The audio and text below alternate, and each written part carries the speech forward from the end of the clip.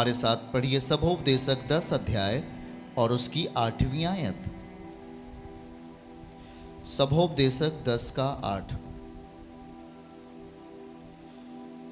एकदम ध्यान से आप इसको समझिए। जो गड्ढा खोदे वह उसमें गिरेगा।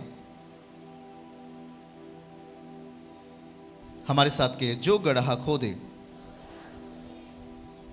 वह उसमें गिरेगा,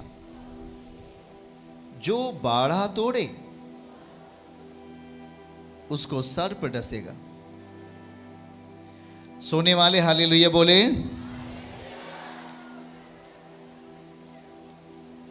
मुझको पता चल गया आप कितने ध्यान से वचन सुन रहे हो।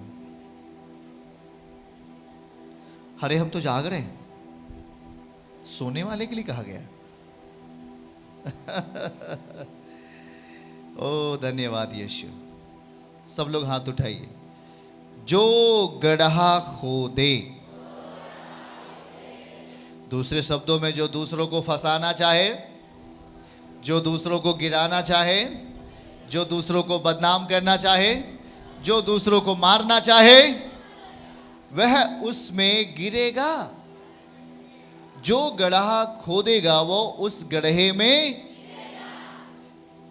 यह कब प्रमाणित होगा वचन? जब आप यीशु के साथ होंगे। आमीन बोलो। सबके साथ में गारंटी नहीं लेता, लेकिन आपके साथ यीशु मसीह ये जजमेंट जरूर करेंगे।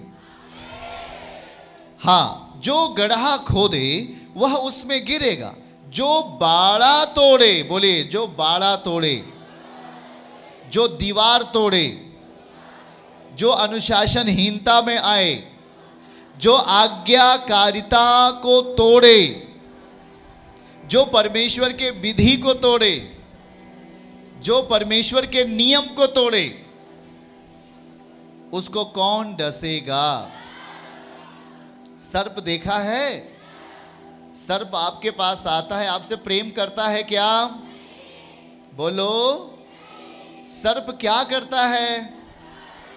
आपको डसने का काम करता है। अगर उसे मौका मिलेगा तो क्या कर सकता है? पर आपके लिए एक अच्छा अवसर है, वो आपको नहीं डस पाएगा। ऑनलाइन में फिर से कहता हूं, आपको डस नहीं पाएगा, क्योंकि आप परमेश्वर के, आप आज्ञाकारी बेटे हो। आप बाड़ा नहीं तोड़ते हो, आप परमेश्वर के द्वारा बनाए गए बाड़े का सुंदरता कायम रखते हो। कितने लोग हाथ उठा के आप बताइए जरा, आप परमेश्वर के द्वारा बनाए गए नियम की सुंदरता कायम रखोगे? परमेश्वर ने जो नियम बनाए वो हमारा जीवन है, और यदि आप परमेश्वर के नियम में बरकरार रहे तो कोई भी संसार की वो बातें जो एक सर्प के डसने के समान हैं आपके पास नहीं आएंगी। आपका आमीन छोटा है।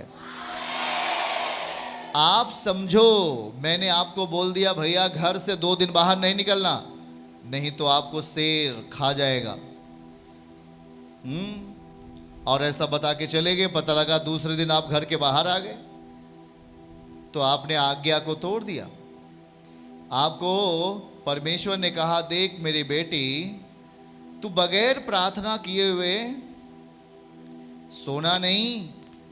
अगर तुझे रात में सोना है तो प्रेयर करके सोना है, ये परम पिता ने आज्ञा दिया है। आपने कहा नो, मैं आज वैसे ही सोऊं, मैं परमेश्वर की आज्ञा नहीं मानूंगी या नहीं मानूंगा। तो आप क्या होते हैं?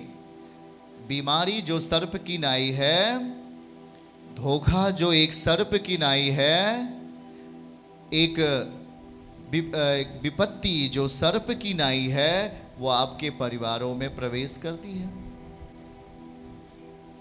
और वहां लिखा हुआ है कि जो बाड़ा तोड़े वह उसे क्या करेगा?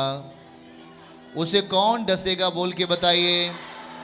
तो सर्प को हम क्या बोल सकते हैं? बीमारी आपके जीवन में आ जाती है, समस्याएं आ जाती हैं, ऐसे रोग आपके घरों में, बेटे बेटियों में उत्पन्न हो जाते हैं जो ठीक नहीं होते। वह ऐसे सर्प की नाई हैं, क्योंकि आपने आज्ञाओं को क्या किया?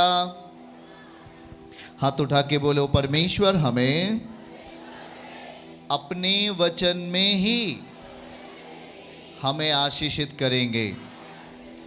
परमेश्वर अपने वचन में ही, वचन के बाहर नहीं, अपने वचन के अंदर ही, अपने वचन के बाउंड्री में ही परम पिता हमें क्या करेंगे? यीशु मसीह हमें क्या करेंगे? ओके, तो आप समझ पा रहे हैं कि नहीं? जो गड्ढा खोदे वो उसमें, आप दूसरों के लिए गड्ढा खोदेंगे? नहीं, हम तो दूसरों के लिए मार्ग तैयार करते हैं। परमेश्वर के लोग जो यीशु मसीह पर विश्वास करते हैं वो दूसरों के लिए गड्ढा नहीं खनते। अगर वो दूसरों के लिए गड्ढा खने तो याद रखो कि उन्हें भी क्या डस सकता है। तो आप याद रहेगा ये वचन। चर्च की सभी प्रार्थनाओं को और परमेश्वर के दास के द्वारा टीचिंग सुनने के लिए और अपडेट्स को जानने के लिए हमारे इस चैनल को सब्सक्राइब करें और साथ में बेल आइकन को जरूर दबाएं ताकि जब भी लाइव प्रार्थना हो तो सबसे पहले आप देख सकें।